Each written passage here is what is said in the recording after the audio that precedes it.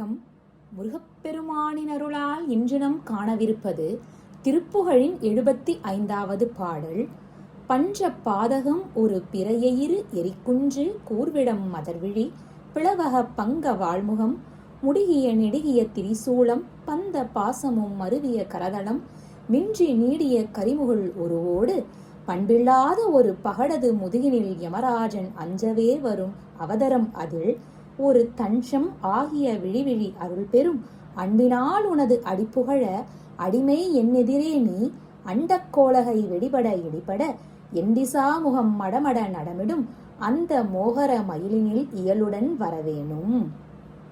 5 பாதகமும் செய்பவரை தாக்கும் அந்த யமன் பிறைசந்திரன் போல் வெளுப்பும் வளைவும் உள்ள அந்த பற்களுடன் நெருப்பு போன்ற தலைமயிருடன் கொடிய விஷம் ததும்பும் கண்களுடன் குரங்கை போன்ற பயங்கர ஒளி கொண்ட முகத்துடன் விரைந்து செல்லவல்ல நீண்ட திரிசூலத்துடன் கட்டுவதற்கான அந்த பாசக்கயிற்றை கொண்டுள்ள கைகளுடன் மிகுந்து நீண்ட கரிய மேகம் போன்ற அந்த உருவத்துடன் அழகு இல்லாத ஒரு எருமையின் முதுகினில் ஏறி வருகின்ற அந்த யமராஜன் யான் பயப்படும்படியாக வருகின்ற அந்த சமயத்தில் முருகப்பெருமானே ஒப்பற்ற அடைக்கலமாய் தலைமுறை தலைமுறையாக உனது திருவருளை பெற விரும்பும் அன்பு கொண்டு உன் திருவடியை புகழும் அடிமையாகிய என்னெதிரே நீ அண்ட முகடு வெடிப்படவும் இடிப்படவும் 8 திக்குகளும் மடமட என்று முறியும் படியாக நடனம் செய்யும் அந்த உக்கிரமான மயிலினில் மேல் ஏறி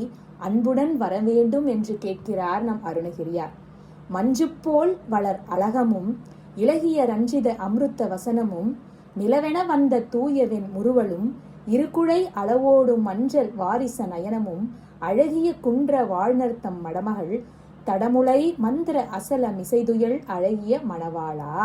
மேகம் போல கரிய வளர்ந்துள்ள கூந்தலும் மெல்லிய இன்பகரமான அமிர்தம் போன்ற பேச்சும் நிலவை போல் விளங்கும் பரிசுத்த வெண்மையான பற்களும் ஓடுகின்ற நறுமணம் உள்ள தாமரை போன்ற அந்த கண்களை உடையவளான அழகுள்ள குன்றில் வாழும் வேடவர்களின் இளம்பெண் வள்ளியின் பருத்த மார்பகங்களாகிய மந்தர மலை மீது தூங்கும் அழகிய கணவனே எங்கள் கந்தக் கடவுளே. செம்சொல் மாதிசை வடதிசை குடதிசை வென்று கீழ்திசை சகலமும் இகழ் செய்து திங்கள் வேணியர் பழத்தளி தொழுது உயர்மகமேறு செண்டு மோதினார் அரசருள் அதிபதி தொண்டர் ஆதியும் வழிவழி நெறிபெறு செந்தல் மாநகரில் இனிது உரை அமரர்கள் பெருமாளே.